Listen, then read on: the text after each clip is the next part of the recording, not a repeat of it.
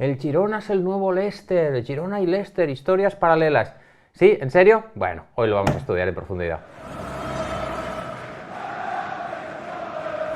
En los últimos tiempos, efectivamente, se ha debatido mucho sobre los casos de Girona, si los casos de Girona y Leicester, ojo que me trago ya de entrada, son comparables. Y para analizarlo en profundidad, hoy está Juan Corellano para alborozo y alegría y jolgorio de la mayor parte de personas que están viendo este vídeo, que está comandando los mandos, las riendas, el timón de A Bote Pronto, que es un canal sobre fútbol español, así que qué mejor que esta colaboración entre la media inglesa y A Bote Pronto, o entre Juan Corellano e Ilio Leart. Esto se llama ahora mismo en el mundo empresarial mucho las sinergias, ¿no? Sinergias. Esto es una sinergia de manual. Es un crossover. Es un crossover.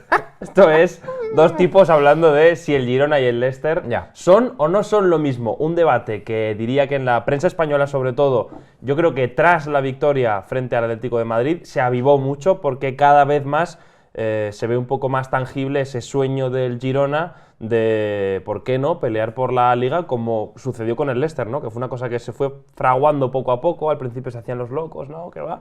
Y ahora, como viene a ser más real, pues existe un poco esa comparativa. El Leicester, un caso que conozco de cerca porque soy autor de este magnífico libro que se llama Dilly Ding Dilly Dong, que podéis encontrar en la tienda de la media inglesa en Gambea, ¿vale? Y está muy bien, y pues lo podéis leer. Que dices, no, pero esto ya pasó hace muchos años y tal. Bueno, no importa, la historia sigue siendo... Sigue vigente. Sigue vigente, sigue siendo una historia chula. No, el Leicester está en segunda división, ya lo sé, pero no importa, la historia pasó, ¿vale? Y es una historia chula, es una historia divertida, que recordaremos hoy un poquito. Mini review del diario de Juan, que le da 5 estrellas al libro. Muy bien.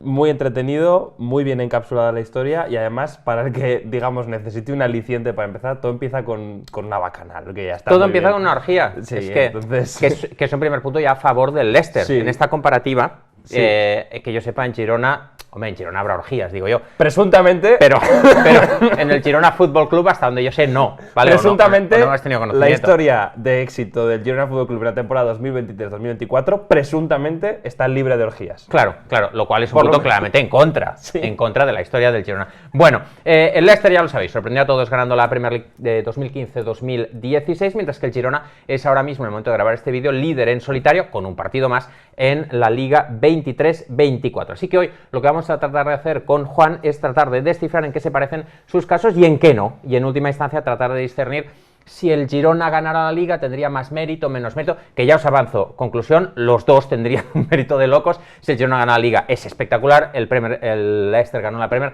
fue espectacular. En el caso del Girona no cabe duda de que sería la mayor sorpresa de la historia de la Liga. Claro, yo recuerdo, de las ligas que yo he visto, claro, yo he visto al Depor ganar la Liga, al Valencia ganar la Liga.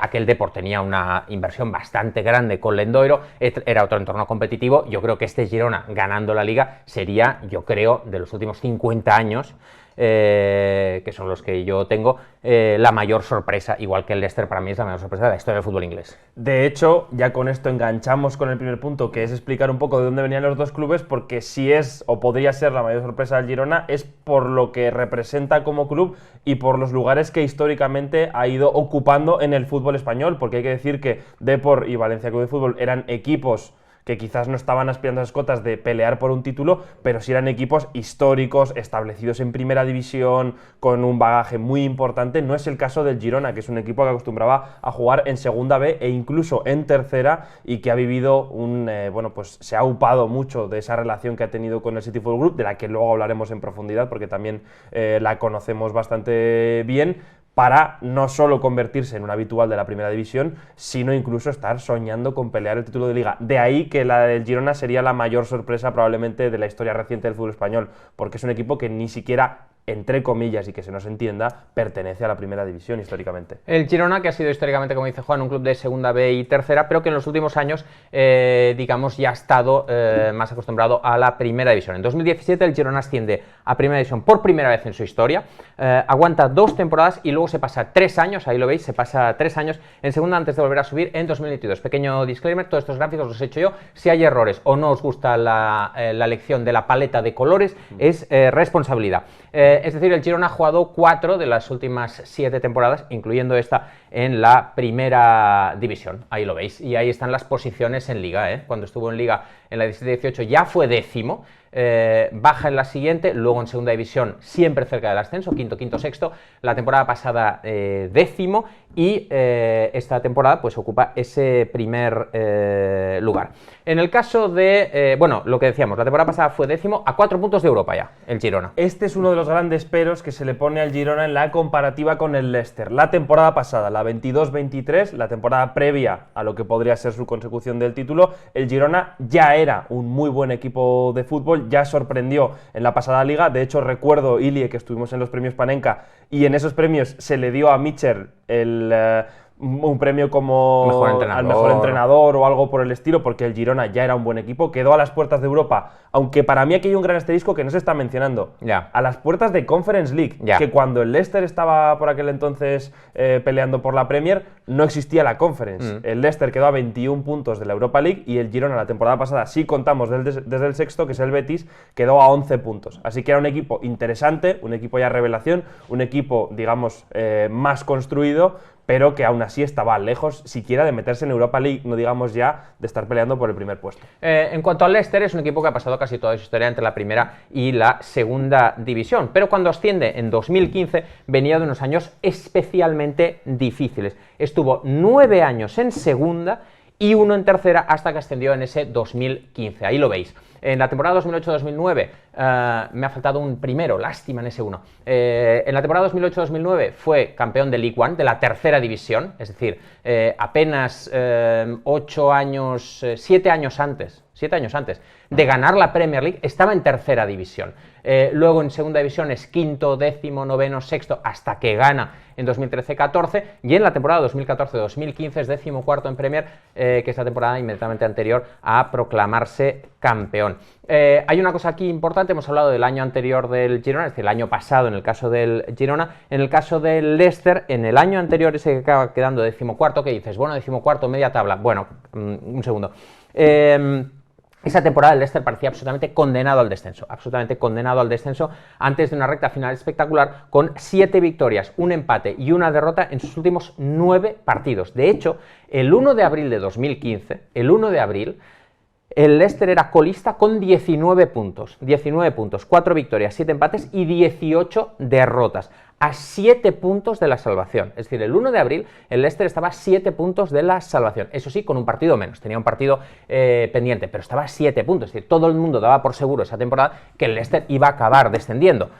Se salva con esa recta final espectacular, 7 victorias, un empate, una derrota, y al año siguiente gana la Liga. Recapitulando, ¿de dónde venían? El Girona es un equipo que en absoluto acostumbraba a habitar la primera división, pero que últimamente era un equipo interesante e incluso revelación, con aspiraciones europeas. Ya se podía hablar de aspiraciones europeas en el caso del Girona. El Leicester era un equipo histórico, con mucho lustre dentro del fútbol inglés, pero que estaba pasando unos apuros tremendos, que venía incluso de League One y que precisamente en la anterior temporada, la previa a la consecución del título, pese a esa 14ª posición que es un poco engañosa, realmente podríamos considerarlo un equipo que estuvo como candidato al descenso prácticamente hasta los momentos finales de la temporada. Así que tenemos uno con aspiraciones europeas y otro en un momento de bastante zozobra y de, bueno, pues incluso estar ahí entre los peores de la Premier League. Esto es de donde venían Girona y Leicester. Vamos a echar un vistazo ahora a las plantillas.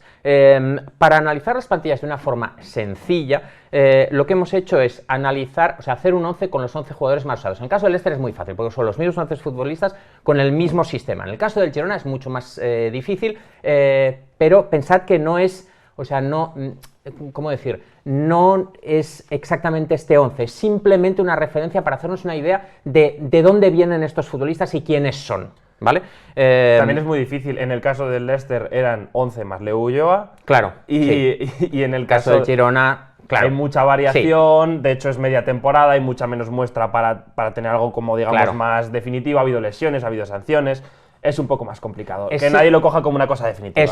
Eso es, ¿vale? En el caso del Leicester sí que es muy sencillo, ¿vale? Hemos hecho 3 gráficos. Primero, el 11. En el caso del Leicester lo vais a ver a continuación. Es muy sencillo, jugaron estos. Ya está, jugaron estos, ¿vale? 4-4-2, Schmeichel en portería, Fuchs, Morgan, Huth, Simpson, Drinkwater, Kante doble pivote, con Albrighton y Mahrez en bandas, y Okazaki enganchado con Barry. Siempre jugaron estos. Es que ya viendo el 11, es alucinante que ese 11 ganara la Premier League. Claro. Es una cosa alucinante. Entonces, para entender bien quiénes son estos futbolistas, el siguiente es el mismo 11, pero con los equipos donde habían jugado la temporada anterior a fichar por el Leicester. No la temporada anterior, sino de dónde habían jugado la temporada anterior antes de fichar por el Leicester. Fijaros, este es el 11 del Leicester. Leeds United, Schalke 04. Leeds United, para que entonces no estaba fino. No. Que ahora la gente le puede llevar a engaño, pero... No. De hecho, la siguiente es las divisiones en las que jugaron, y ya lo veréis. Leeds United, Schalke 04, Fuchs, Nottingham Forest, Wes Morgan, Stoke, Robert Hood, Queen's Park Rangers, Danny Simpson,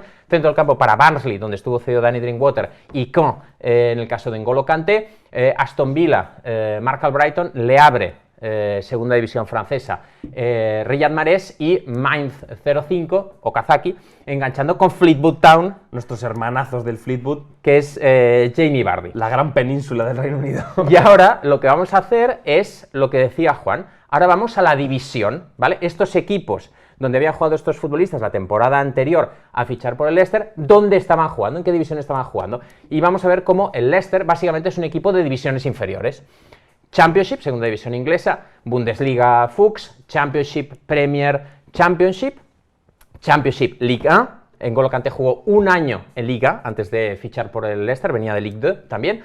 Premier League Albrighton, Ligue 2 Riyad Mahrez, y Bundesliga Okazaki, y National League, la quinta división, Vardy, aunque ese año ascienden y lo ficha el Leicester por 1 millón de libras a Jamie Vardy. Muy ilustrativo sin duda, aunque no obstante, como es tan difícil hacer el ejercicio de comparar plantillas, hay muchos intangibles que en la plantilla del Leicester se escapan, como por ejemplo, Mark Albrighton, vale, venía de un equipo de Premier, pero es un descarte de un equipo de Premier. Ahí va. Mark Albrighton era una gran promesa del Aston Villa que no llegó realmente a cuajar nunca y llegó al Leicester como segundo espada, que tampoco había muchas esperanzas en él. Lo mismo con Morgan, que ya llegaba un poco de vuelta de todo en su carrera, ¿no? De hecho a eso iba.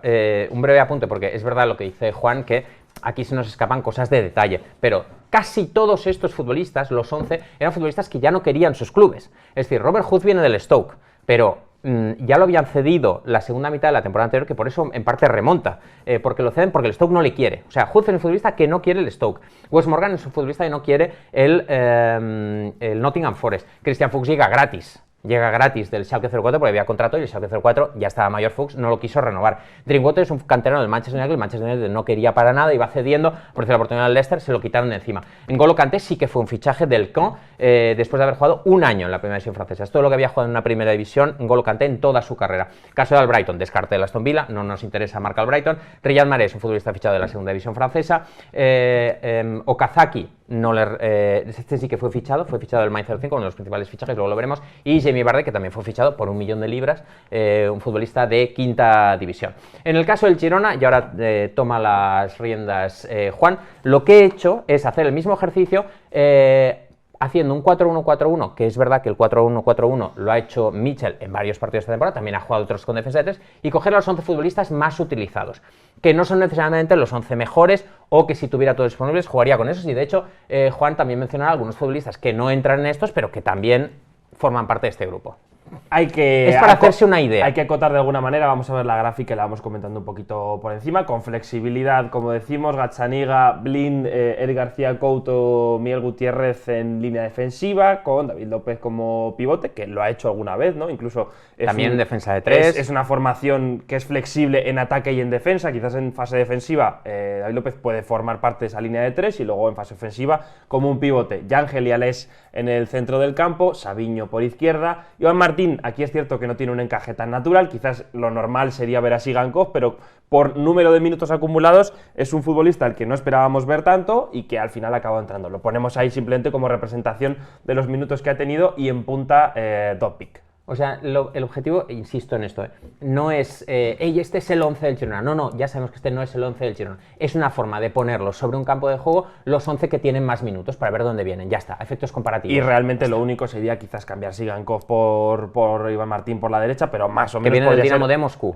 Podría ser perfectamente un de Kiev, si no me Dinamo equivoco. de Kiev. Así, luego ucraniana igual que Dovic. Correcto, pero vamos, más o menos podría ser perfectamente un 11 tipo. Vamos a ver la siguiente gráfica en la que vemos los equipos de procedencia en la temporada pasada. Vemos que Gazzaniga, portero del Fulham, en este caso Daley Blind, sí, efectivamente, juega en el Bayern Múnich, para sorpresa también de Daley Blind, Eric García, que venía del Barça también como un descarte, Couto, que viene proveniente del Manchester City, Miguel Gutiérrez del Real Madrid, el español David López, Man City Alex García, Man City sería, perdón, Yángel, Eso es. Eibar Alex García, Villarreal Es Iván Martín, el Dnipro es Artem Dovbyk y el Troyes es Savinho, aunque tiene un asterisco porque estuvo ahí, dio varios bailes la temporada pasada. Bueno, básicamente porque el Troyes pertenece al City Football Group. Entonces ahí, Entonces, mini asterisco. Y vamos a la siguiente y última diapositiva en la que vemos ya no los equipos, sino la división de procedencia. Y vemos que, exceptuando alguna ocasión, como puede ser Bayern ya como competición, ¿no? Le ponemos como la gana siempre, ¿no? bueno, al fin y al cabo el Bayern es la Bundesliga, o sea, no hay más, ¿no? Que Andrés Valls se tape los oídos, viene a pedir explicaciones, Ya, normal. viene a pedir explicaciones. Bueno, es Bundesliga, ¿vale? Pero realmente vemos como, a excepción del portero Gazzaniga, que es un portero de Championship con un gran asterisco, porque Gazzaniga Que había jugado en Liga también, ha sido portero suplente de Premier League durante muchos años y también había jugado en la Liga. El resto todos provienen de ligas de primer nivel a nivel europeo, a excepción quizás de Dovbyk, incluido también Sigankov, que son oportunidades de mercado muy influenciadas por el conflicto entre Ucrania y Rusia, y que son una oportunidad de mercado pues, a la cual acceden probablemente gracias a ese paraguas del City Football Group. Por concluir, el Leicester, jugadores en su mayoría, jugadores de segunda división, en el caso del Girona, jugadores de mejores ligas, aunque es verdad que hay que decir, en general, mucho más jóvenes. Hay que decir, varios apuntes sobre el Girona. No hay realmente supervivientes de esos años en divisiones inferiores, quitando el caso de Juanpe o alguno por el estilo. Encontramos mucho futbolista joven, cedido, que ha sabido Mitchell sacarle el máximo partido. Savinho sería, por ejemplo, una buena traslación de Mahrez, salvando las distancias, porque de Savinho no se había visto el nivel sideral que ha tenido esta temporada nunca en su carrera, porque es un futbolista muy, muy joven. O lo mismo sucede con el caso de Ales, que por cierto, Ales García es un futbolista de Uldecona, que es una localidad de 6.000 habitantes con dos futbolistas de primerísimo nivel. Y de misma posición. Alucinante. Y hay que decir que Ales, por ejemplo, es un futbolista que después de haber formado parte de la órbita del Manchester City y nunca llegar a cuajar, llegó incluso a jugar bajo las órdenes de Pep Guardiola algún partido suelto, pero como decía, el Girona yo creo que sobre todo tiene perfiles de futbolistas muy jóvenes con mucho talento y mucho potencial, que Mitchell ha sabido explotar y encauzar muy bien. Es el caso de Savinho, al cual no le habíamos visto un rendimiento similar al que está dando nunca en su carrera, porque es un futbolista tremendamente joven. Lo mismo sucede, por ejemplo, también con casos como el de Miguel Gutiérrez, como el de Jan Couto, futbolistas que muy jóvenes han dado un rendimiento muy, muy, muy bueno, y otros que son, digamos, oportunidades de mercado como Sigankov o como el propio Dovbyk, que son futbolistas realmente de competiciones europeas, de equipo que juega competiciones europeas, y que el Girona ha sabido ver muy bien, aprovechar la oportunidad y encajarlos en un sistema en el que están rindiendo a un muy buen nivel. Mencionabas que quedan pocos futbolistas del Girona de la época de segunda división, es lo contrario del Leicester, donde la mayor parte de ellos, es el caso, por ejemplo, incluso de los buenos, Vardy y Mahrez, ya estaban en segunda división. Wes Morgan son futbolistas que estaban ya en segunda división. Vamos a echar un vistazo ahora al entrenador, ¿vale? El entrenador. Comenzamos por Claudio Ranieri, que llegó al Leicester después de ser despedido por Grecia tras solo 4 partidos. Digamos que no venía en la cima de su carrera, ¿no? La gota que colmó el vaso fue perder 1-0 ante las Islas Feroe.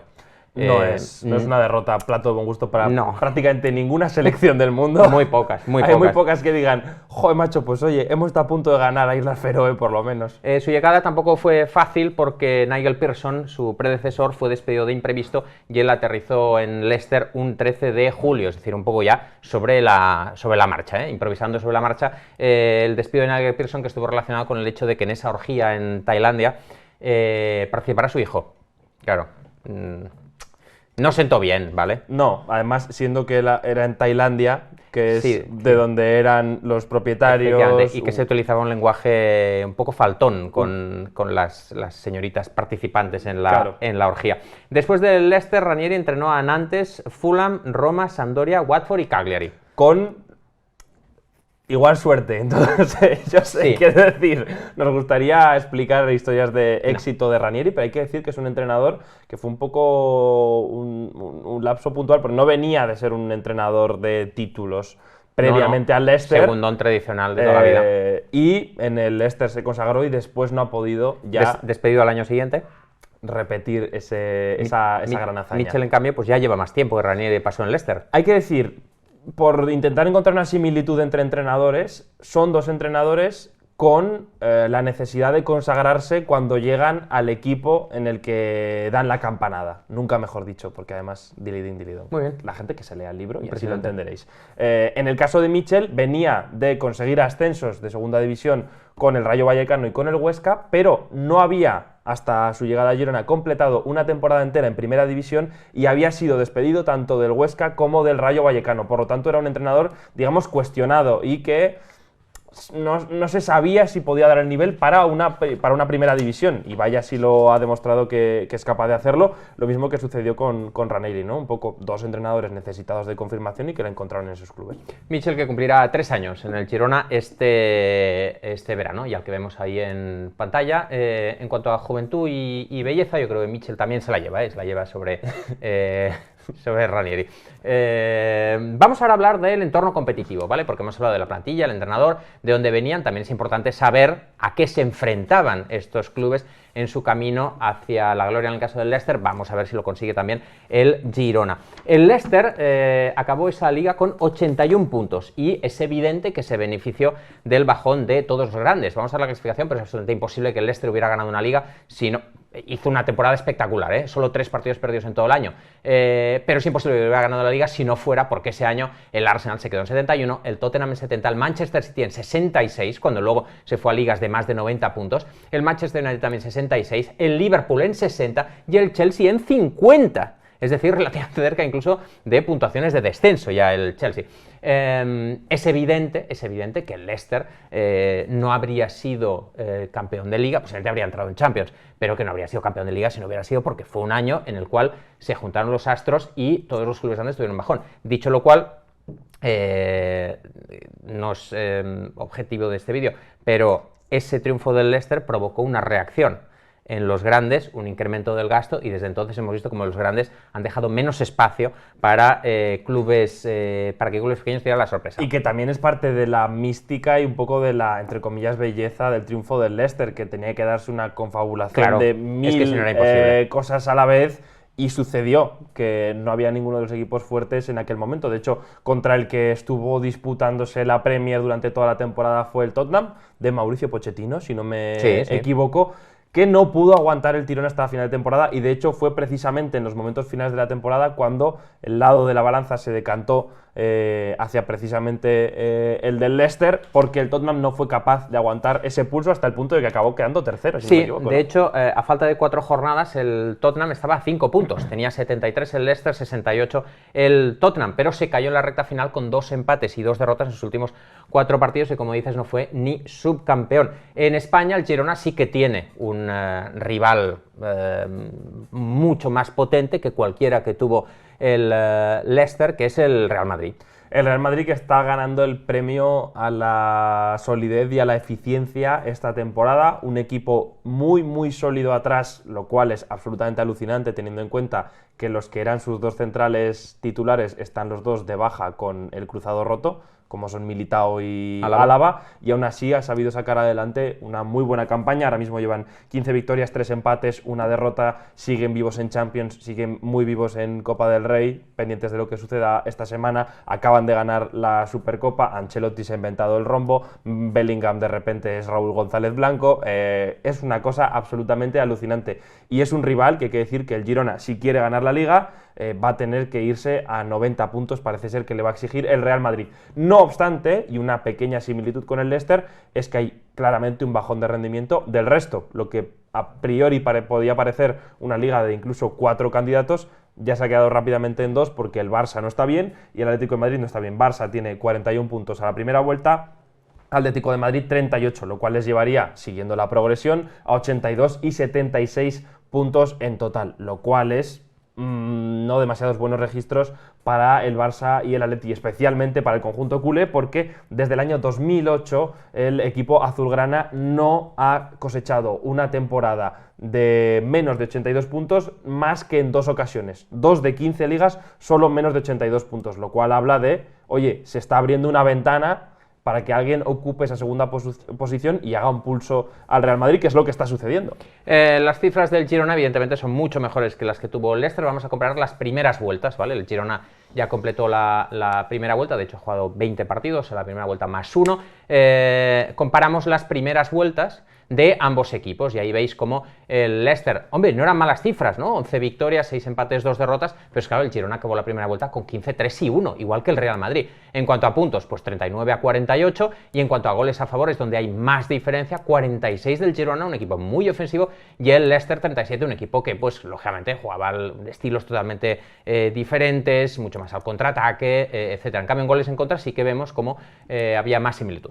Curioso para el Girona y una lección a aprender es que en esos datos vemos que el Leicester casi calcó la primera y la segunda vuelta, porque hizo 39 puntos, luego acabó cosechando 82.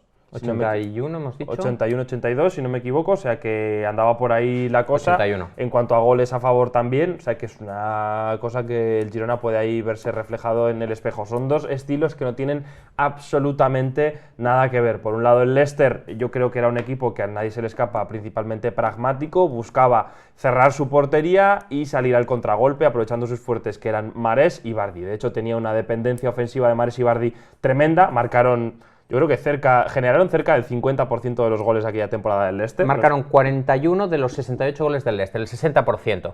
A efectos comparativos, en el Girona, Dobic ha hecho 11 y luego ya viene Stuani con 6, que son 17 de 46, un 36,9%. Nada que ver, Stuani es el delantero suplente. Claro, el Girona es un equipo muy coral en el cual marca el lateral izquierdo, el lateral derecho, el centrocampista. Tienen mucha llegada de segunda línea, es un equipo tremendamente coral, no tienen nada que ver los estilos de fútbol. El Leicester es un equipo dispuesto a conceder muy poco y a tratar de ganar los partidos con lo mínimo posible. De hecho, dependió mucho también de la racha histórica de Jamie Vardy de 11 partidos seguidos marcando. Y el Girona, al mismo tiempo, es un equipo capaz o dispuesto a conceder mucho porque sabe que genera. El Girona depende de generar volumen y de transformar ocasiones. De hecho, le ha marcado 8 goles al Atlético de Madrid y al Barça. O sea, ha marcado 4 a cada uno, lo cual yo no sé este hito qué equipo lo ha reproducido en el fútbol español en los últimos años, pero desde luego muy pocos. Estilos que no tienen nada que ver.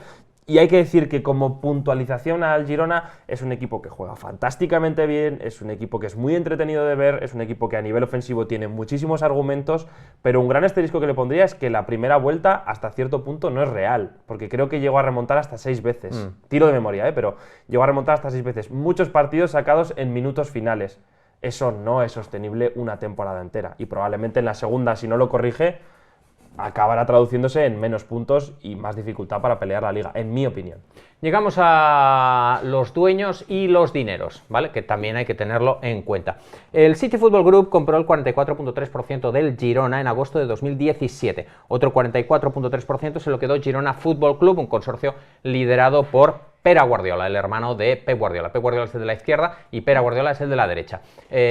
Comparten estilo capilar en este caso. Y comparten también sector profesional. Y comparten Pep Guardiola es entrenador, Pere Guardiola, para el que no lo sepa, es eminentemente representante de futbolistas. Lo lleva siendo un tiempo y de ahí la asociación con el Girona, la cual Ilie lleva ya presente muchos años. Y hay que decir, antes de profundizar más en este tema, que me parece fundamental, porque muchas veces a la hora de tener en cuenta qué recursos tenían, qué capacidad económica, hoy en día lo que puedes invertir en el campo marca mucho las diferencias y esto es importante a la hora de evaluar pues, cuál de los dos proyectos o cuál de las dos hazañas pudiera tener más mérito. Pere Guardiola, lo mencionaba ahora Juan, Pere Guardiola había comprado el Girona a través de Media Base Sports, que era su agencia de representación, donde era copropietario Jaume Roras, que ya lo sabéis, era el dueño de Mediapro, que tenía los derechos de la Liga. Lo cual, hay que decir, pequeño asterisco, un poco alucinante, que una persona que tiene tantos intereses volcados en la retransmisión, o sea, que paga pasta para transmitir los partidos,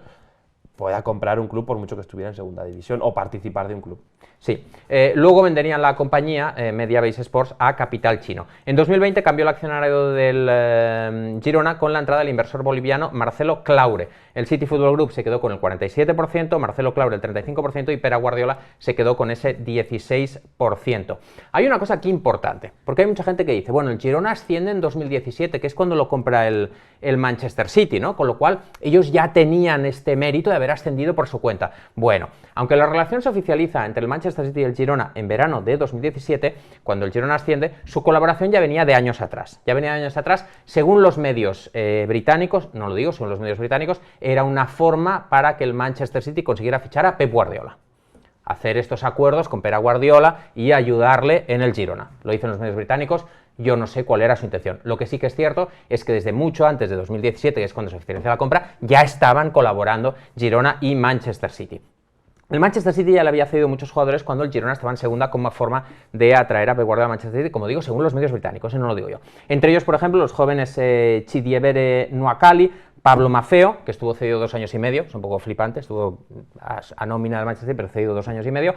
También ficharon al joven Rubén Sobrino, que es un jugador que el Girona quería y no podía fichar. El City pagó 550.000 euros a la Ponferradina para cederlo al Girona. Todas estas son operaciones que se cerraron antes. Hay que decir que son operaciones que podéis ir y comprobarlas. Efectivamente, a Rubén Sobrino lo ficha el Manchester City procedente de la Ponferradina.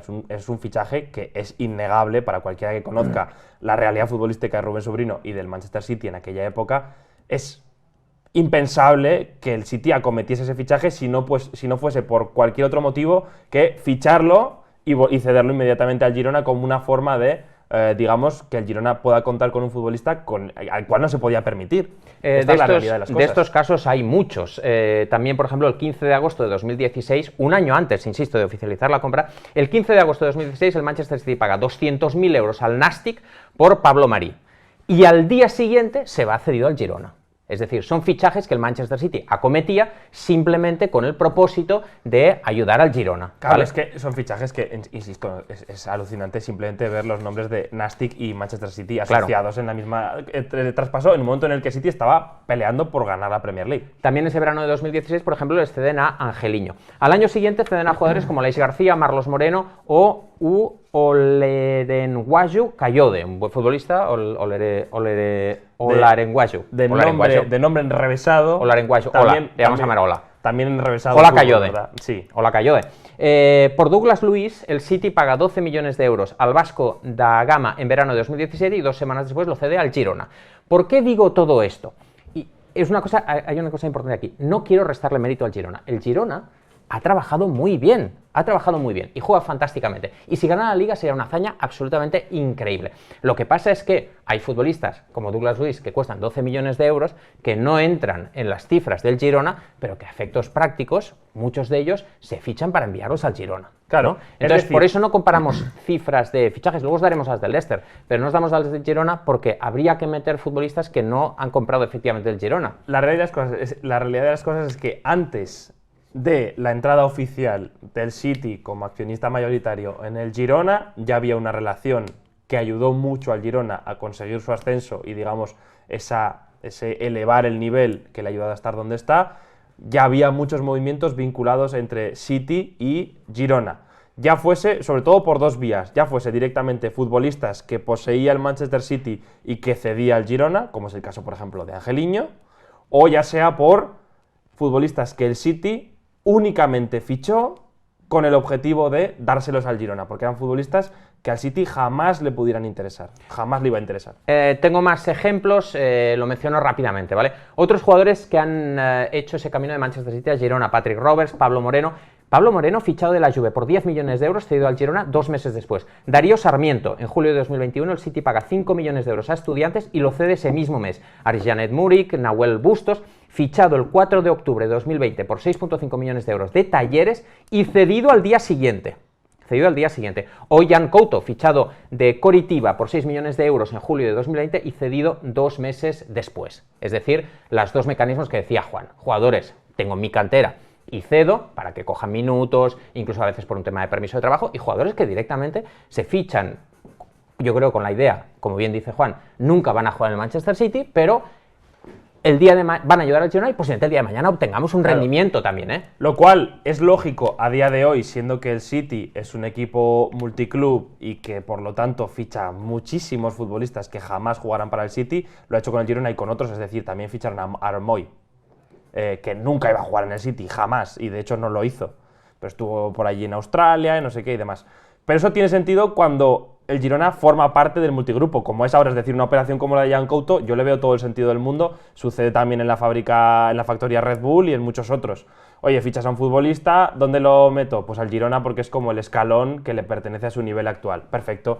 Lo extraño y lo llamativo es que eso sucediese antes de que hubiese una vinculación oficial, digamos, como accionista mayoritario del City. Eso es lo que más me llama la atención. Otro caso llamativo, por ejemplo, es el de Florian Lejeune, fichado por el Manchester City al Girona en 2015, solo para cederlo otra vez al Girona. Es decir, que ya es un caso ya que da toda la vuelta. Es decir, oye, venga, os lo ficho y os lo vuelvo a ceder. Porque, lógicamente, Florian Lejeune, no se le escapa a nadie, no llegó a disputar ni un solo partido con el Manchester City. Y hablamos solo de relaciones directas entre Manchester City y Girona, porque también hay jugadores procedentes de otros clubes del grupo. Y Ángel Herrera había sido fichado por el Manchester City, pero había jugado en New York City. Tati Castellanos es una cesión directamente del New York City al Girona. Alexander Callens también llega libre del New York City y Savinho, como decíamos, pues llega del Troyes, que también es City Football Club. Es que ya ni siquiera es solo Manchester City y Girona, también es todo el grupo, ¿no?, que va moviendo jugadores, no solo al Girona, va moviendo jugadores según le interese a cada club y según le interese al grupo.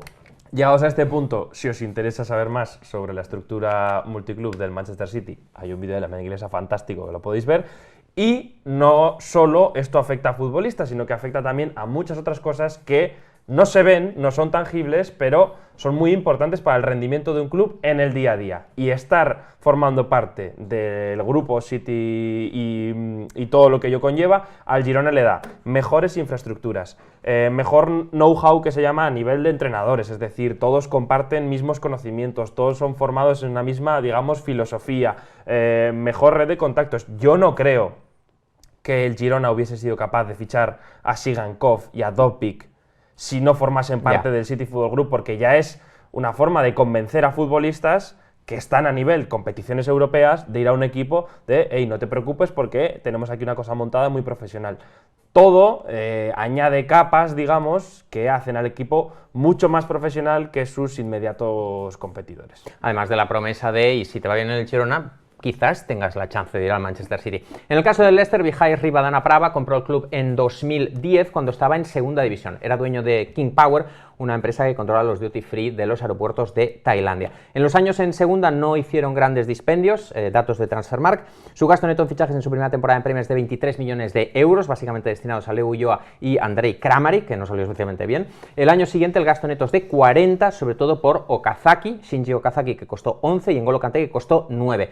De esos 40 de gasto neto, de la temporada que el Leicester gana la Premier, 11 son en el mercado de invierno, cuando llegan Demarai Gray y Daniel Amartey, es decir, que cuando ya ven que están compitiendo por la liga gastan 11 más, pero en verano habían gastado 29. En fin, a nivel de conclusión, lo primero que he dicho, me parece que es un mérito brutal de los dos y no quiero que se entienda que resto un mérito al Girona para nada. Me parece que han trabajado muy bien, es una plantilla muy joven, me parece que Michel tiene un mérito tremendo y juegan fantásticamente al fútbol. El Girona juega mejor, es más ofensivo y seguro, me arriesgo ahora, conseguirá cifras mejores de las que consiguió el Leicester, además de enfrentarse a un Real Madrid que es prácticamente infalible. O sea, 15-3-1, 15 victorias, 3 empates, 1 derrota, parece prácticamente infalible.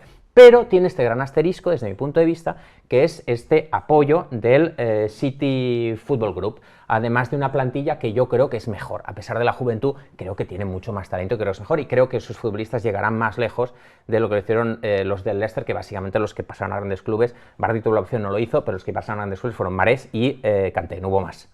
Y los demás, ves su carrera post-Leicester o incluso en el Leicester después del título de Liga, y no entiendes cómo esa plantilla pudo ganar la Premier League, porque el rendimiento que tuvieron aquella temporada jamás se ha vuelto a repetir en prácticamente ninguno de ellos. Yo creo que son dos casos con particularidades muy diferentes. Creo que muchas veces se malentiende el juzgar cuestiones que tienen que ver con la propiedad del club o con las cuestiones económicas del club, con que eso se interprete como una enmienda a lo que futbolísticamente hace un equipo sobre el terreno de juego. Lo mismo nos sucede siempre con el Manchester City, sobre el cual hemos hecho infinidad de vídeos sobre sus malas praxis a nivel económico, a nivel de propiedad, lo cual no quita que luego Pep Guardiola haya construido un imperio futbolístico que es alucinante, gastando menos que el United, que se mejora cada día a sí mismo y que juega de una manera increíble. O sea, es decir, lo excelente del Manchester City sobre el terreno de juego no quita lo cuanto menos cuestionable del Manchester City fuera de los terrenos de juego. En el caso del Girona,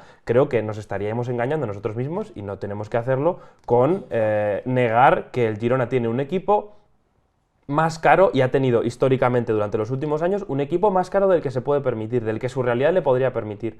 Y esto es lo único que ha sucedido. Formar parte del City Football Group le ha hecho tener mejores jugadores de los que se puede permitir, mejores infraestructuras de las que se puede permitir y probablemente un mejor todo.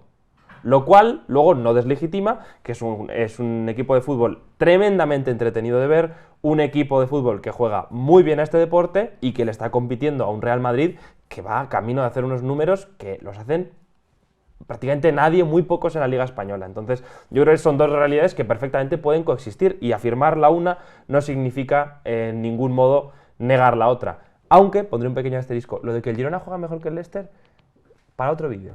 Porque son dos fútbolos diferentes. A mí el Leicester me gustaba. No era bonito de ver aquello, pero, es verdad. Pero son dos estilos diferentes con plantillas diferentes. Absolutamente. Queremos premiar a aquellos que habéis llegado hasta el final del vídeo y habéis soportado esta chapa que os hemos dado Juan y yo, sorteando un ejemplar de Dilly Ding Dilly Dong entre todos aquellos que dejéis un comentario, ¿vale? Así que simplemente dejad un comentario y sortearemos un ejemplar. Al ganador lo daremos a conocer en el Carlos Hayes Mondays del próximo lunes. Pues ya está. Ya está. A participar es gratis, gracias por llegar hasta aquí y que viva el Leicester y el Girona, así en un halago ya populista.